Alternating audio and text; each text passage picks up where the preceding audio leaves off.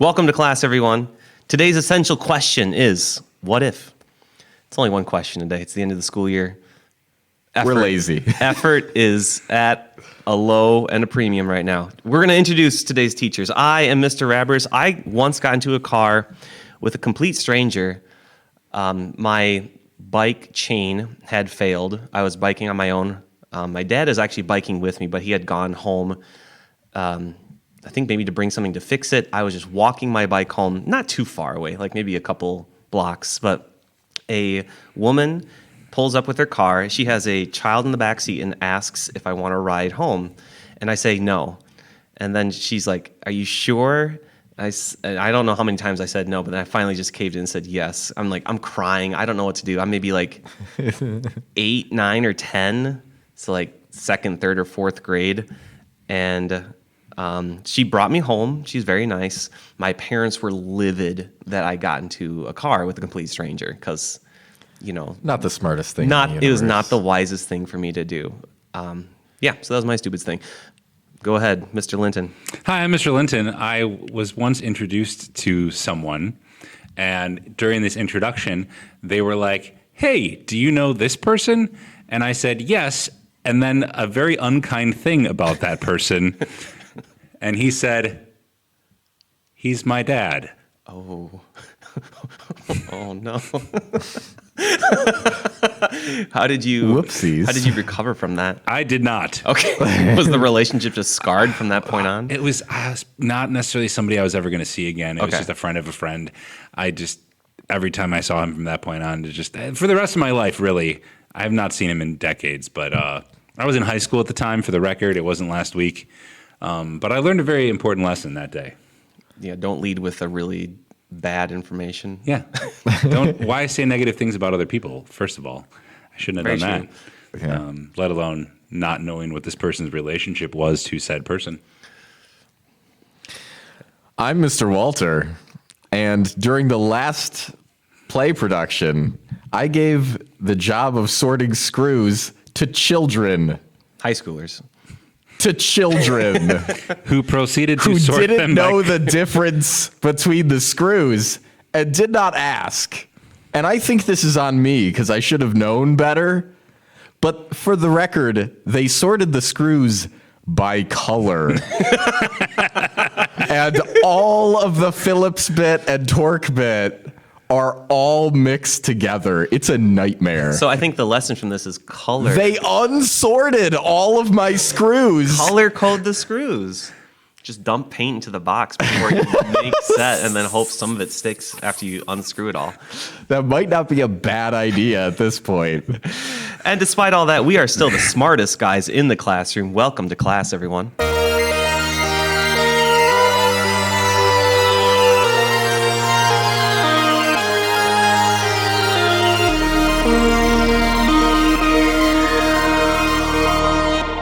On today's episode, our essential question is what if, and really that is the central theme of today's episode. We're going to play the what if game with a couple of different questions revolving around career, what we would teach, and then a couple other related questions. What if? Yes. So preface it by saying our minds love to fantasize about how life would be better if we had done this, if we'd done X or Y. Sometimes this can spur us to pursue old goals. Sometimes this can send us into a shame spiral over our choices made in the past. And I know I've fallen into this many, many times. Hopefully we won't see any repeat of that today. I think I've gone past most of this, but sometimes it still hurts a little bit. We can't change the past. God can use us in any number of ways. Seeing our current circumstances as a gift and moving forward is usually the best mindset. With that, let's get into our what-if scenarios. What-if scenario number 1, what would we teach if we had to teach different classes? Let's start with Mr. Linton. Mr. Linton, you currently teach some AP history classes. You've taught everything from grade school through Word of God through what else have you taught before? There are very few things I have not taught. I taught at a small high school, which means you teach whatever they tell you to do, which is economics, government, creative writing, 7th grade language arts, I don't know, a whole host of things. My answer to this question is I live for gray areas. I find them the most fascinating. And so I like teaching a class like history where there's a lot of gray areas and up to interpretation and debate, et cetera, et cetera. So if I had to teach something else, I would want to stay in that same vein. And so I'd go to a literature class, an English class. Let's read and wrestle with human ideas and varied experiences and explore possibilities. Somewhere where there isn't a right answer. Nice. There's So right answers. math would not be your first choice. I have taught math through Algebra 2. Oh, wow, nice. And there's things I liked about it. But I only taught it once a day, so it wasn't A very big passion of yours. no. It's fascinating to me that someone who wants to teach English said and etc. Sorry, it's a pet peeve of mine. Mr. Walter, currently you teach. I say whatever I want. Mr. Walter, you currently teach physics, AP Physics, Art 4, which is the most advanced art that our school currently offers, and the more advanced freshman computer applications class. Next year, you will be teaching Art 4 and Art 3? And Art 4, Art 3, computer apps still, physics and AP Physics. So you'll have 5 preps next? Yeah. Is that the record? Does computer apps really count as a prep? I think he just hits. I mean, I've taught it 4 years at this point, so it is basically just I walk into class and say, wonder what we're doing today. Let's pull up what we've got scheduled in Google Classroom. Yeah, basically. Yeah. And I could just kind of go off the cuff. This is why people say teachers don't do anything. I'm the problem. Hi, it's me. Yeah, but I'm the problem. It's me. You have to deal with a ton of correcting in that class. So I think. Yeah, daily assignments. So I'm like the opposite. How many school days are there in a year? Wrong person to ask. 140 or something like that. So I probably have at least 100 assignments in a school year for each student, and then. Like this year, I have 80 students in that class, so 100 students for each of them it adds up quick. Adds up very quick. But if I could teach something different, I'm also going to say English.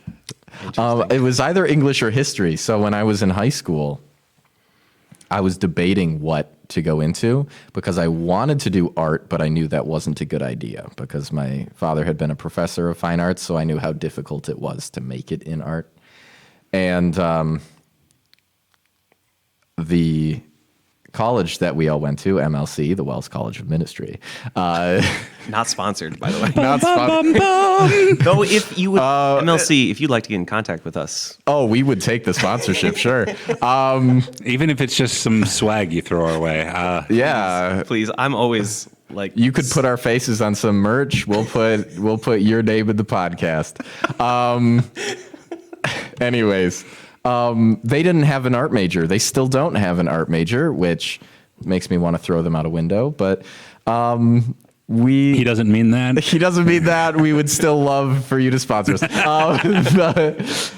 It upsets me a little bit, but I figured if I went into art, I would have to teach anyway. So I was leaning between physics, history, and English. I leaned away from history because I enjoyed the historical play, but it was more vague, I think. English I leaned away from because not even the friends that I had that liked reading for English class. And I thought, what a miserable existence to teach people that hate your subject the whole time. So I chose physics. Not sure what neurons misfired there. But I think I would love to take a stab at English, specifically the creative portion of that, because I love writing. It's the same part of my brain that loves the art You've side of my written now teaching. one book. One book, working on a second. Working on a second one where you are in the process of inventing a language. Inventing a language. And we, today, Started work on writing a play. started working on writing a play. Congratulations. This is the one that you, Mr. Our Linton, baby. have had in your. Do you have a manuscript, or just is it all in your head right now? I have a document that has Okay. some notes, but not many. Mostly in the brain. Mostly in the brain. Okay. And now on Mr. Walter's whiteboard. Currently on my whiteboard. Nice.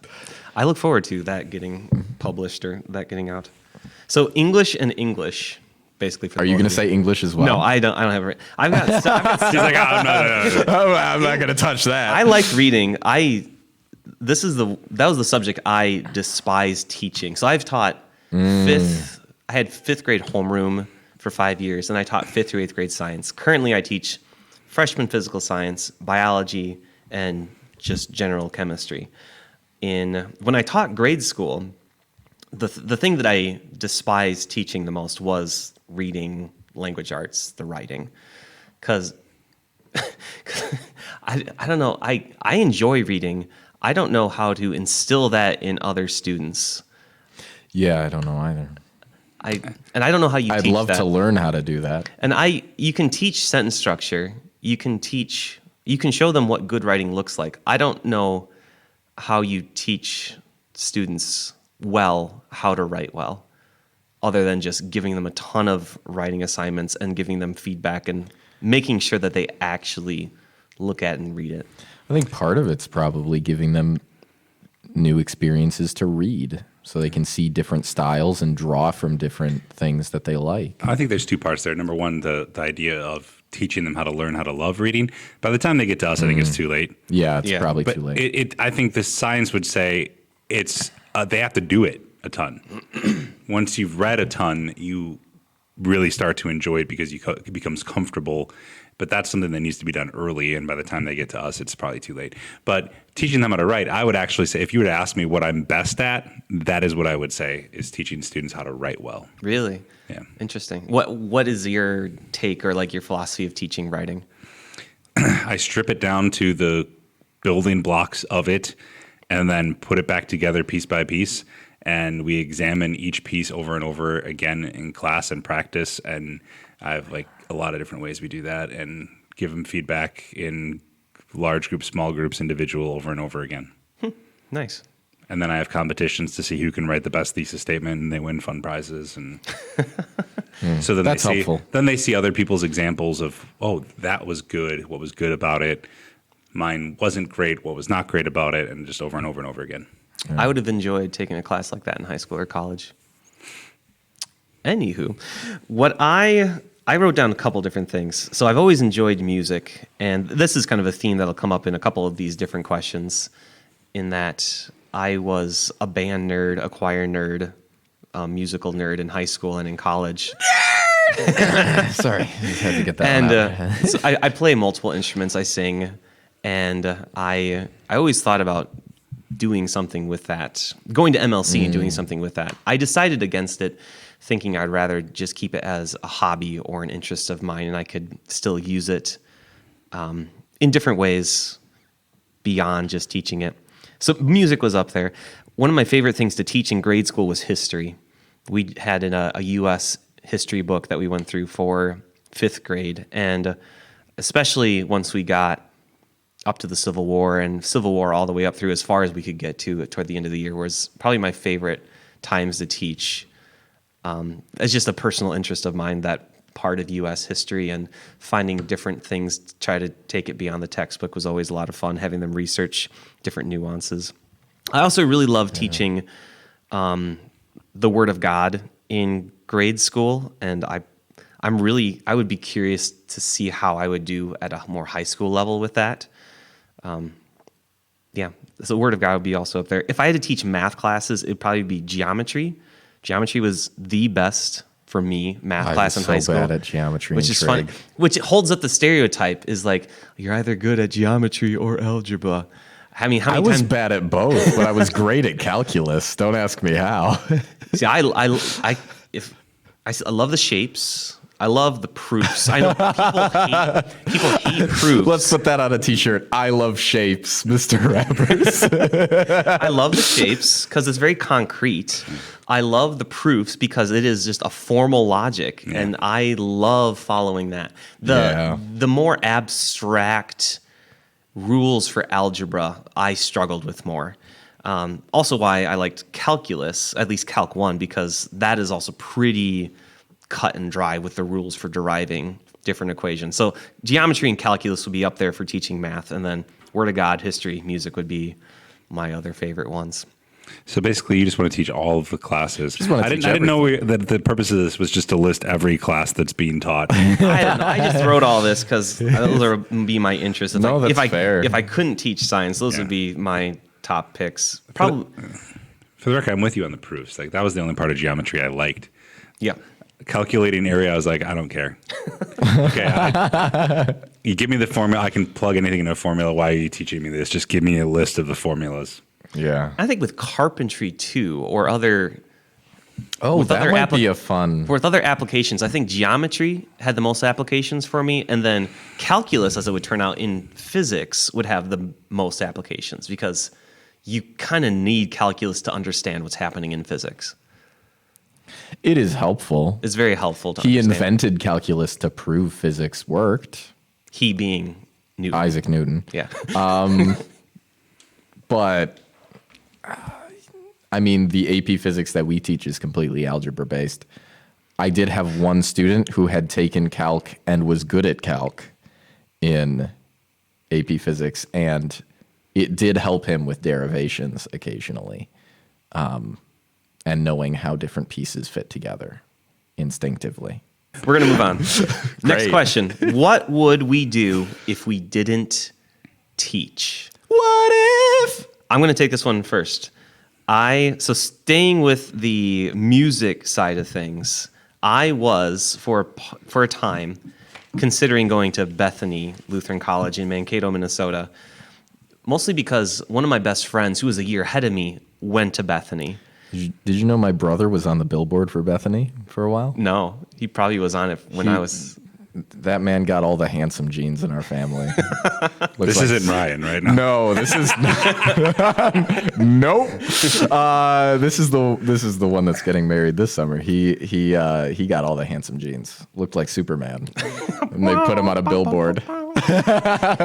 Bethany values you, or whatever they say on the If billboard. you look like anyway, Superman. sorry. Continue on. So I had this one friend who went to Bethany, and he was singing its praises, and he was actually doing music and broadcast. And so I was thinking about going there for some type of music or engineering. And so my first pick would be, if I didn't teach, be some type of like sound engineering or Yeah. sound design, not sound design, but just like sound engineering or mixing, either live music or live broadcast or... You know, speaking of live music, Oh no. I got something I got to complain about. This may be my least popular rant of all time, but I was at a concert the other night for my daughter, and multiple times throughout the evening, I looked around, and there are just people with cell phones out recording. Mm-hmm.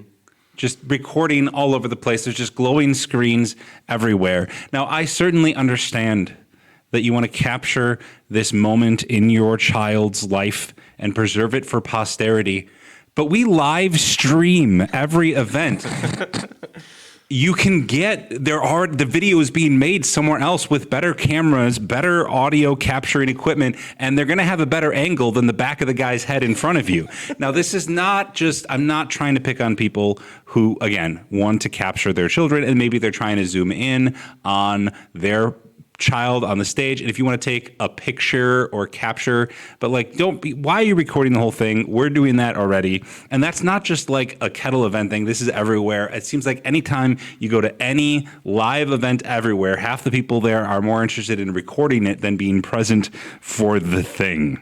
Some people likely have hundreds of hours of video footage of stuff that they're never going to watch again. And because they were so busy trying to capture this thing on video, they aren't actually present or experiencing it themselves. They're experiencing it on a tiny little screen while at the place that they're at. Crazy idea. How about you just be present and do your best to transfer the moment, not to a solid state drive, but to your own long-term memory? How about instead of looking through a screen at life around you, look at the people next to you? What if you reach out and hold the hand of the person you came to the event with? What if you sing with the performer at the top of your lungs without caring who hears it, or if your phone picks up the audio and that's all you can hear on it? If you don't remember every note of the event, you'll always remember the feeling of being there and what it was like to be with those people. And I'd rather have that. Haven't you shown me videos you've taken at concerts? I have taken videos of portions of songs for people who I knew couldn't be there, would appreciate what it would look like to have been there. But isn't that live streamed? No. They do not live stream concerts of bands. Like, I showed you a clip of a concert of...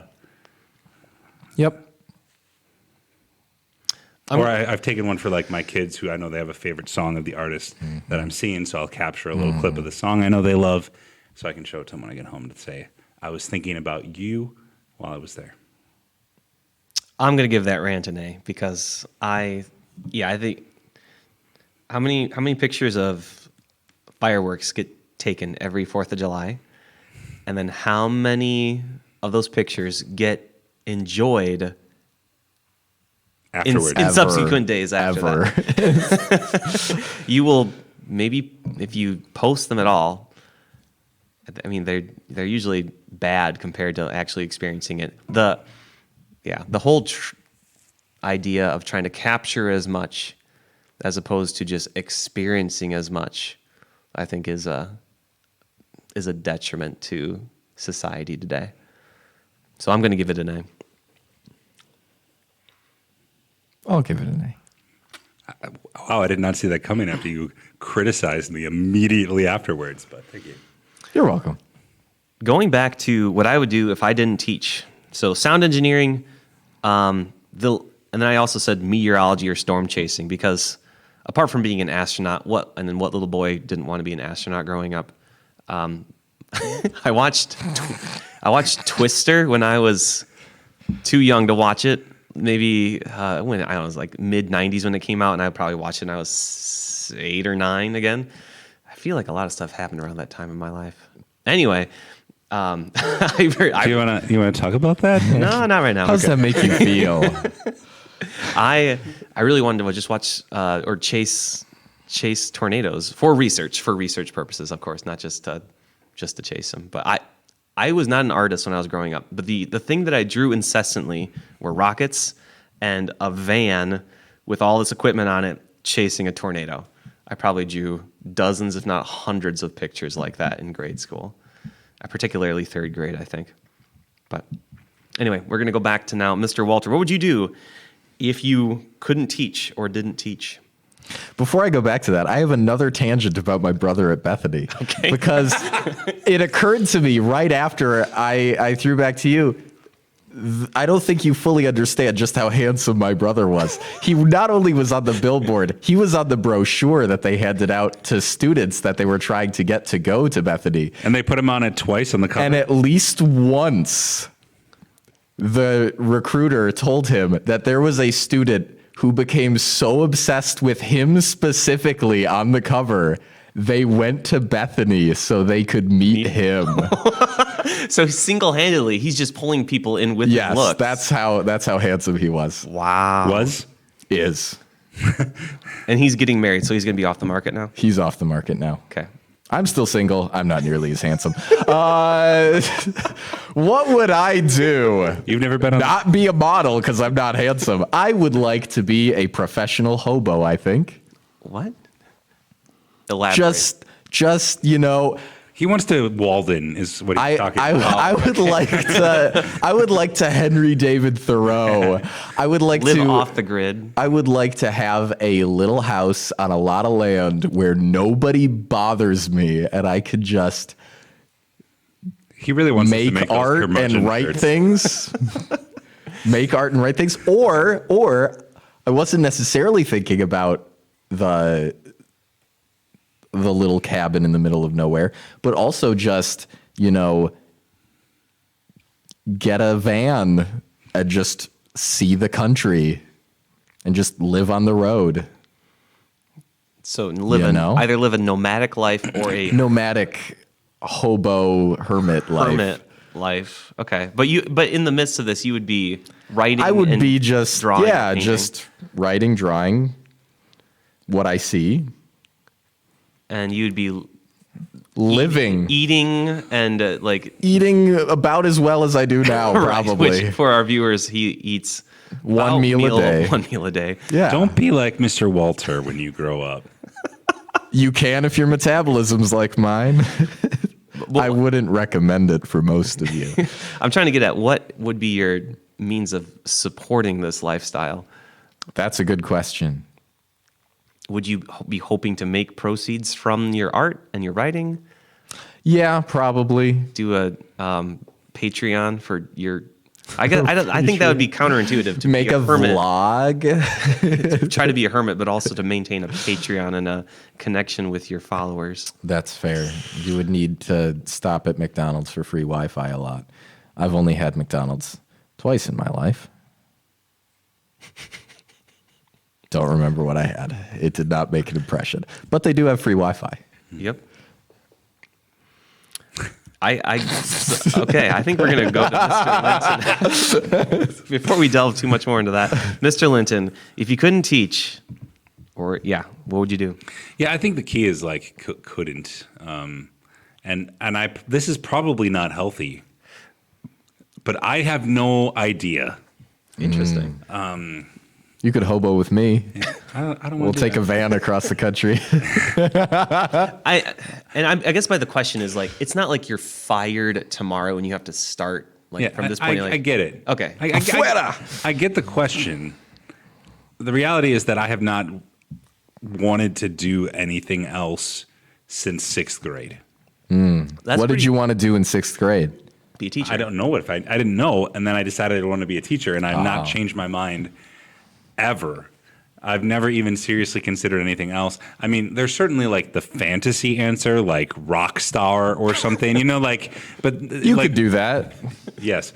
So the answer is I don't know. So the answer probably is find something that pays me well enough and has good enough hours that I could not have to work a lot and pursue all of my passions and interests outside of that time and spend time with family. And it would just be a job so that I could do the other things that I like.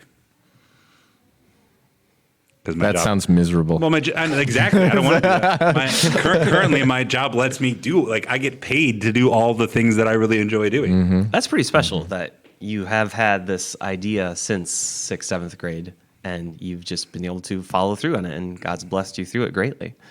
I'd say that's rather unique and special in today's age, where most people, they'll have an idea in grade school, then that shifts in high school, and then it maybe shifts 1 or 2 times in college, and then once they have their degree, they may not be able to find anything in their degree, and they have to go to 1 or 2 different careers. Yeah, I'm blessed, man. I think life. Hashtag blessed. before I decided I want to be a teacher, I think the answer, if you had asked me, it would have been author. But again, we're keeping with the English theme. We're working on making that dream happen while I'm teaching. That's what I wanted to do when I was a child.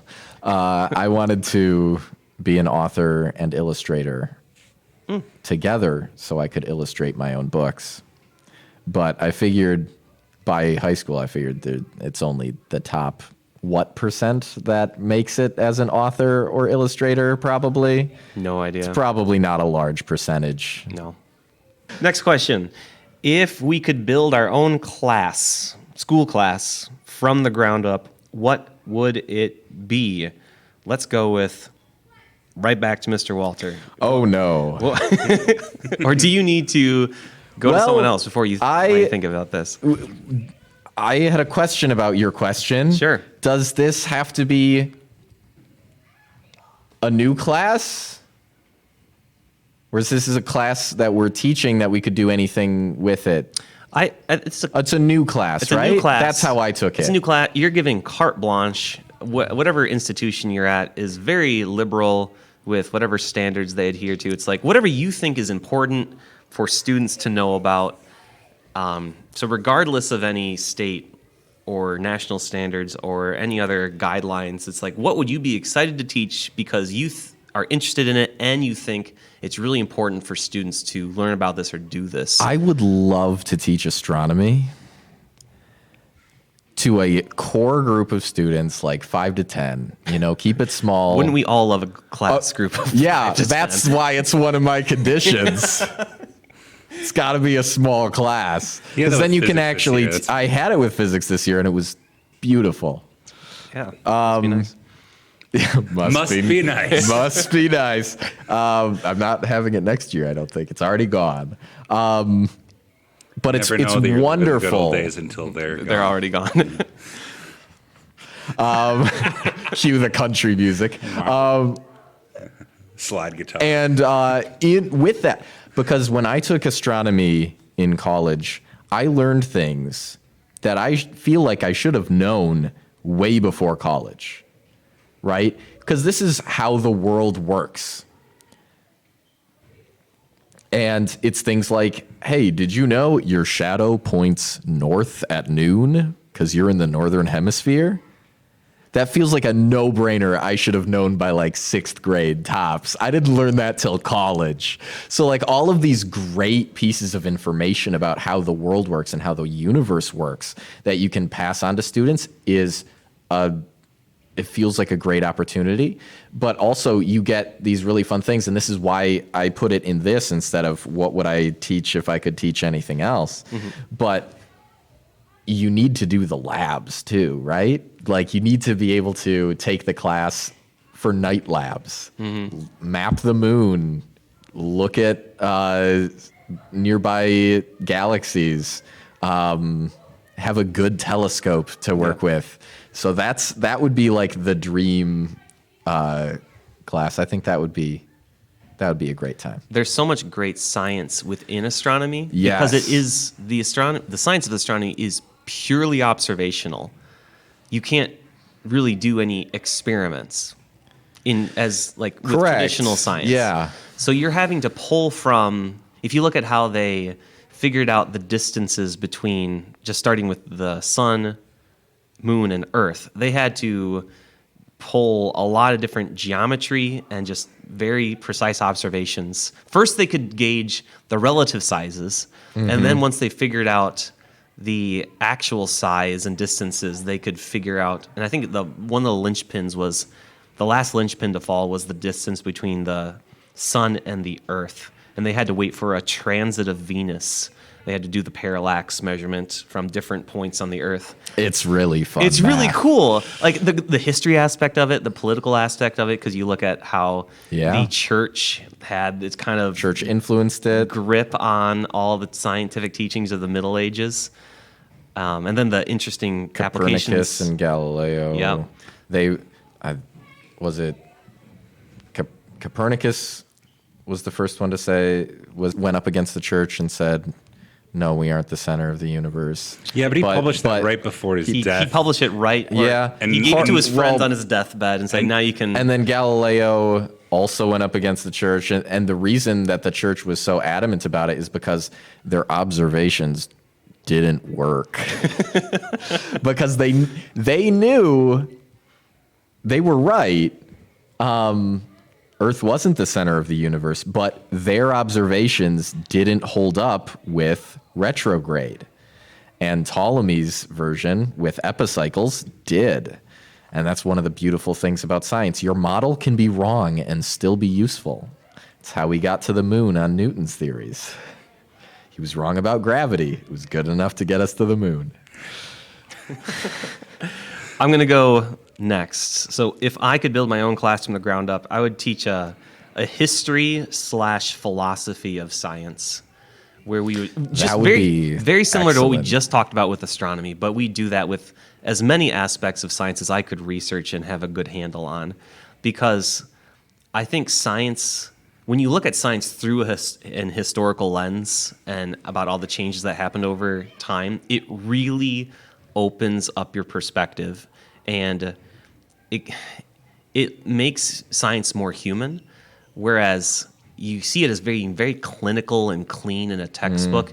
You can see all the mistakes. You learn about all the paradigm shifts, all the politics and biases that influenced it over the ages, and you gain a new appreciation for it today, and it kind of gives you a better understanding of what's shaping scientific research and momentum today moving forward. The slight tangent to that would be if it was a different class, it would just be your everyday life viewed by a scientist. Just trying to break down the science that goes into everything that happens around you that we often take for granted. But again, just trying to give students a better appreciation for the world around them, trying to be as applicable as possible is how I would teach that class. So mine is, I think it kind of ties to that in a sense that I'm a history teacher, and I find that a lot of the social studies are taught in separate buckets when really they are all interconnected and ingrained. And part of it is my hope that in teaching U.S. history is that students actually put that into practice, and it informs the actions that they take as a citizen in our country today. And so the class that I would design, I'd call it civic engagement. And what it would be is, let's identify some problems in our community. Let's dig into the historical causes of those problems. Let's understand the context of those problems and how it might affect other people, other ways that people have tried to address that problem in other countries or whatever else it might be. And then let's design a solution and work together to implement change in our community today. I really like that. Just teaching about how to raise a really well-informed citizenry. Yeah. Basically. Yeah. That would be helpful. It could be very helpful. And that last step of actually making them do something to make their community a better place. That would be like a capstone project Yeah. or something. Yep. Or their exam grade. Or it'd be a class project, and you divvy up roles and everybody, whatever else it is. But on day one of the class, you could say, by the end of this year, we will have made a difference in our community in a measurable way. I like that. Quick tangent. Is there any mock UN that our students can or have participated in? I keep seeing it on different TV shows. High schoolers go off to a mock UN. I think there's some stuff that exists. I think we've had some students do, I forget what it's called. It's got a name that does not sound at all like what it actually is. Like, it's called like Wisconsin Boys Club or it sounds like something, and you're like, what is this? And it's basically kind of like a model UN thing. Like, oh, okay. I think we've had a previous student get involved with that and connect some of his friends to it, but I forget the exact name of it. I could look it up later. But when they were like wearing the shirts, I was like, what did you do? What are you a part of? Yeah. They should rebrand. They should really rebrand. Next question. This might have some overlap, so we'll see how good these answers are. I see Mr. Linton already has some stuff written down, so we are going to go through with it. If you were thrown back into your life timeline at the beginning of high school, freshman year, what would you do differently in terms of classes that you took or college that you went to and or career path? Like I said, there's a little overlap with a previous question. I think I would definitely have tried a little bit harder. I know my mom admonished me, I think at one point, because I probably could have made, I forget what GPA I ended up with. It was decent, maybe like 3.6, 3.5, 3.6, somewhere around there, like the B plus, A minus range. My mom always kind of admonished me. I think it was just once, not always. If you actually tried, Derek, you probably could have been high honors or like close to valedictorian. She's probably right, because I was habitually lazy. So I would have just probably like tried a little bit harder. It was mainly Spanish, and I can't remember what else I was. I was so bad at Spanish. Yeah, I took a Spanish at a public school where I learned absolutely nothing, and then I transferred to a private school where it was all Spanish all the time, and I was lost. Yeah, I do not have a fond memory of my instructor. But I think it was mostly me, not all my instructor's fault. But yeah, I just did not see the point in learning another language at that point. Lo and behold, I get a call, or eventually get a call to a part of Milwaukee where knowing Spanish would have been pretty helpful. Yeah.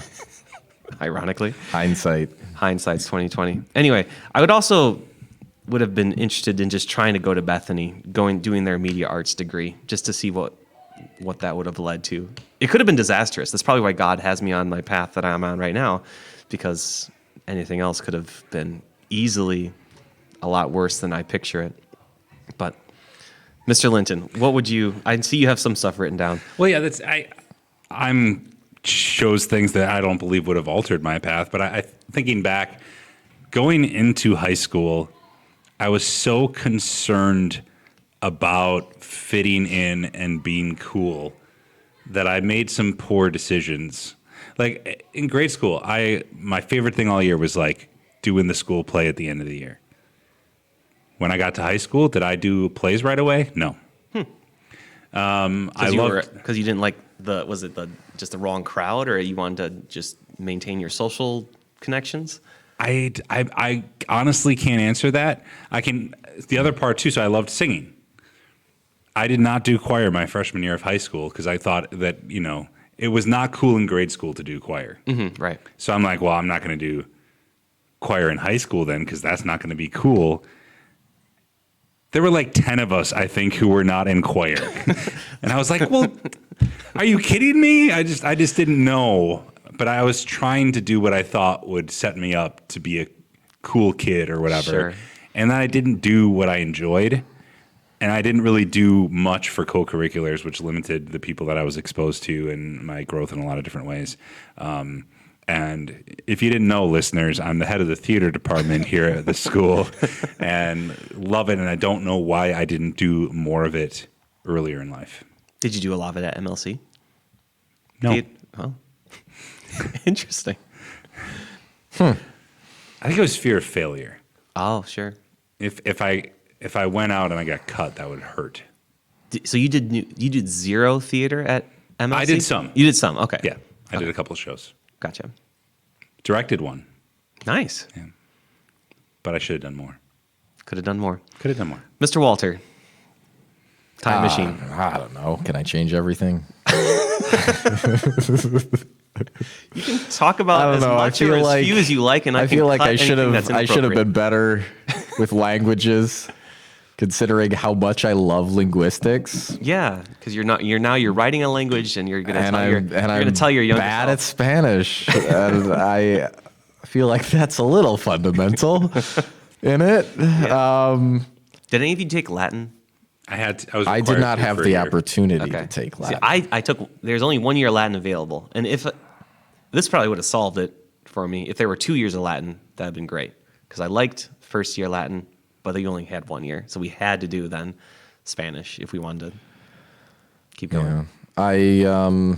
I feel like I should have done more with writing, considering how much I love it, but also I probably would have just ended up being a journalist, and I despise journalists. So that would add to the self-loathing. Yeah, I was going to say. I think that fits in the theme. And maybe also choir or something, because I like music. I cannot read sheet music, and that's very rare in our circles in our circle, both the school that we teach and the churches that we go to. It's pretty rare for someone who teaches there to not be able to read sheet music. I've got one other thing that just came to mind. My sophomore year, high school, the junior class would plan and do prom. They called it JSB because they didn't like calling it prom, junior senior banquet. But the juniors would pick 2 sophomore boys to be doormen, who they could bring a date. They had their ticket paid for. and they could go to JSB as a sophomore. And so I was picked as one of the sophomores to go to JSB my sophomore year. There was one of the more popular girls in our class. As soon as she found out that I had a free ticket and I could bring a date, she instantly asked me if I would take her to JSB. And me being who I was and not being pretty much of a pushover with girls at that point was like, and then just like, oh yeah. At that point? At that, yes. She's very pretty. She's very popular. I should really just say yes. Even though I had really, if given the choice, I would have asked someone else to go to JSB, like someone who I actually had a crush on, or So you want to take someone else to prom? Regret? So my regret is going back. I would have said declined, as heart-wrenching of a thing to do, that I'd have to decline to her and then actually pick someone who I wanted to. I feel like that would have upped your cool factor a couple of degrees. Denying the popular girl. Oh yeah, that would have. Oh man, I could have been cool. Oh no. No, it's even worse than I thought. All right, this is last question for today, gentlemen. Keeping with my theme of Star Trek and nerdiness. If we lived Thanks for bringing it up for me. I was waiting for an opportunity. You're welcome.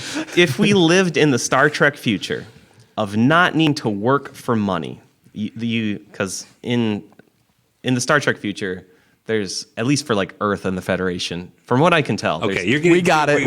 Too far down into Star Trek. Okay, whatever. Hopefully you get it. If you want more information, come ask me about this. The economy of Star Trek. What would your day look like if you didn't have to work for money? What would you do to occupy your time? We're going to say you still have to contribute to society to have a fulfilling purpose here on Earth. I'm going to say musical performance for myself, either singing, playing trumpet or guitar or what have you. Because that, as far as I know, some people are exhilarated to watch sports or to do sports. For me, it's musical performance. That's like the biggest high that I get. So there'd be that, and or some type of education or lecturing.